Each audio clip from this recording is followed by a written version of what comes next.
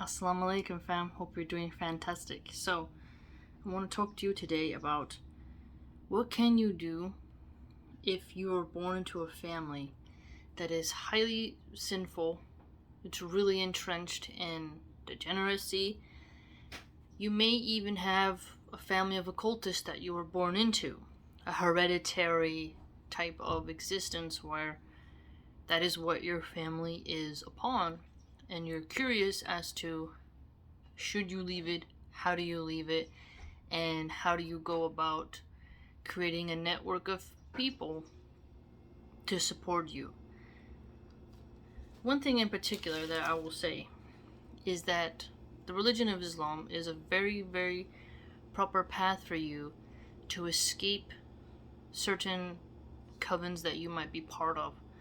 And the way in which you can escape mentally is through the concept of Tawheed. Now, in a nutshell, Tawheed is worship in Allah's attributes, His names, His qualities. His lordship and worship, all dominion, falls under Allah Azza wa Jal's control. And Allah Azza wa Jal does not command you to debase yourself, to transgress boundaries, to violate the rights of others. Allah does not call you to do things that will put you in a dark, gloomy, depressed state. Rather, Allah seeks to make things easy for you, to have you be steadfast, strong, bold against evil, and you will finally be unshackled from the delusions of shirk, which is association of partners with the Creator. And those manifest in lots of forms, but most importantly, in the ridiculous objects and names that you mumble. You can definitely escape that type of thinking through focusing on studying Tawheed and how Allah the Most High does not have intercessors.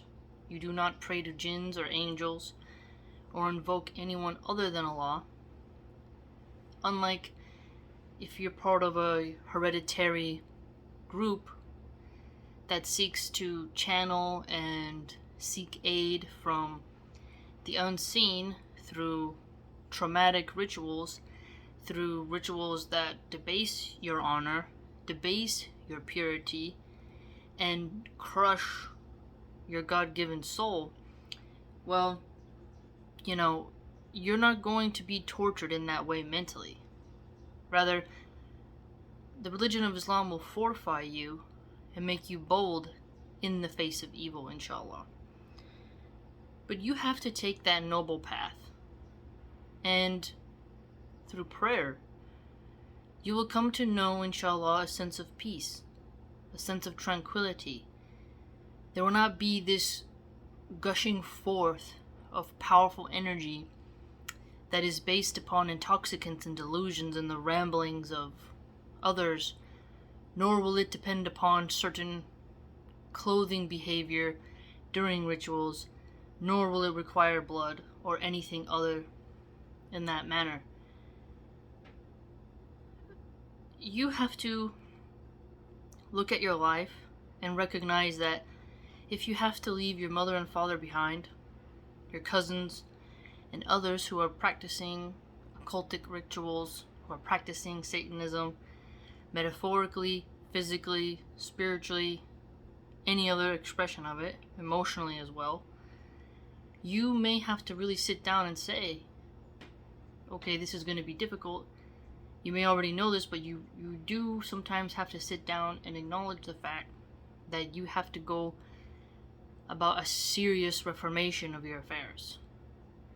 And that you have to do it because hellfire is not going to be the lusty, orgy, glamorous, dark, powerful place as it is on earth that your group of counterparts have made you think it is. On Earth, you've been taught by these occultists that they can control human affairs, they can shift human opinion, they have their networks, their roots sprouting and stretching all across the globe. This can give you a sense of their power, their illusion of power, but I'd argue you don't know what's over on the other side. Neither do they, and whatever entities you think that they have channeled, whatever types of illusions they have given you, this is all something that Musa Moses, may Allah be pleased with him, broke through demonstrating how pharaohs, kings / rulers, magicians were sophists, they were tricksters, and they held no real authority. And even they began to realize this.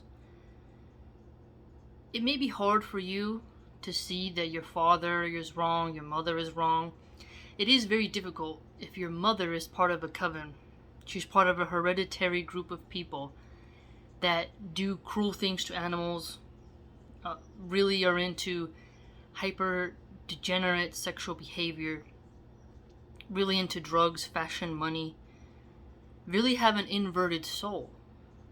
This is very difficult for many young women, especially boys as well, but especially girls, to break free from, because the one who gave birth to them is the one who is offering them up to the dark arts, and atheists often permit the behavior because they're too busy tearing down Christians, Muslims, and such, and not focusing on actual weirdos and actual really dangerous behavior for the human mind and society. So you essentially have a big burden upon your shoulders, and that is to be different than your mother. And if both of your parents are that way, you're gonna have to leave them and have faith, because even Abraham, may Allah be pleased with him, had to reject his father, right? And that's a lesson for us Muslims, is that even your own parents can do things that are wrong, but you do not complain about the destiny Allah has given you. That is part of His decree. And you see it as a test and trial that you can endure. Do not crumble and fall and think you'll always be in the psychological and spiritual grip of these covens, these groups and such. You can get away from them and you can be redeemed. There is redemption, and there are many ways that Allah can forgive your sins, is by you always seeking repentance, doing tawbah, performing hajj, and doing massive amounts of good deeds and having a sincere, pure heart, and making sure you don't slip back into the same behavior. But you will have to change your friends, the way you dress, the way you behave, what you listen to, and what you watch. It's a deep programming that will take some time, but it is worth it. You can escape that occultic family, and one of the ways you can start is by simply not answering their phone calls, moving, basically fading away from their light, from their vision, and drifting off slowly, out of sight, out of mind, so that they don't really think about you. If you've gone in too deep and that's not possible, you still have to try to move your physical location, and you can slowly become boring. As in, when they speak, you kind of just like, okay. Like, you give very limited responses. Little by little, they'll find you a bore, and then they'll push you to the side and have some other underling replace you. That is good for you. If you want to escape them, make them bored of you, and I would argue, if you feel there's danger, you can always secure yourself.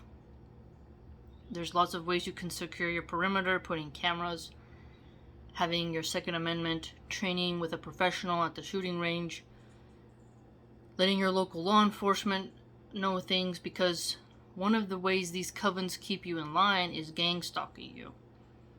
So they will leave you letters on your car.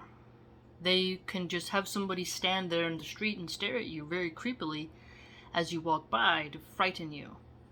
You know, they may have a car pursue you while you drive for a while and then, slowly turn away. There's a lot of different ways they try to keep you in a grip of fear so you don't escape. Okay? But you have to be brave against that type of evil. And you have to forgive yourself for thinking that it was luxurious, it was posh, it was smooth, it was the cream of the crop, it was something to be had. You have to admit to yourself that you were tricked, that Iblis, Lucifer, Shaitan, his minions, his legions, his servants tricked you, and that you made a mistake, and that you want to rectify it. And you can have that passionate righteousness, that sort of blazing energy to trailblaze off of that slippery slope into hell and onto something where you are more merciful, you repair your mind from the hedonism and man-hating, and you stop viewing yourself only through your flesh, and you work to repair what you have done. And you help others see that they can change as well. So just because you were born into a sinful family, you were born into a hereditary family that might have a long lineage of members being a part of certain orders, it doesn't mean you're a lost hope. And maybe see it as Allah has given you an opportunity to leave that. You have to remember that everything they offer you on their silver and gold platters, their chalices, everything that they have offered you, it is a smoke and mirrors effect. Nothing in this world will ever be a utopia, and you will never be satisfied with this world. And they are getting you to chase that and to be addicted to the gazes of the masses, the gazes of men, and the enviousness of women, and the rejection of a more righteous, motherly, nurturing nature. You can repair all that by going on the path of redemption and really focusing on what Allah has decreed for us, and getting around better people and controlling what you say and really putting some pressure upon yourself. But you have to be brave, and you have to examine how there were struggles of the prophets, peace be upon them all, and how you're not going to be the special one who isn't put through a hard trial. And you may have already been through it, but a lot of that is part of our own making, and not really other people's fault. So, if you've been thinking about being different than your father and your mother, who are part of those orders, I would say go ahead and do it. And I would tell you to stay away from a lot of atheists, because they permit more occultic, satanic activity, because they are too busy mocking Christians and Muslims to even mention the absurdities, degeneracy, and dangerousness of the dark arts realm. So that should show you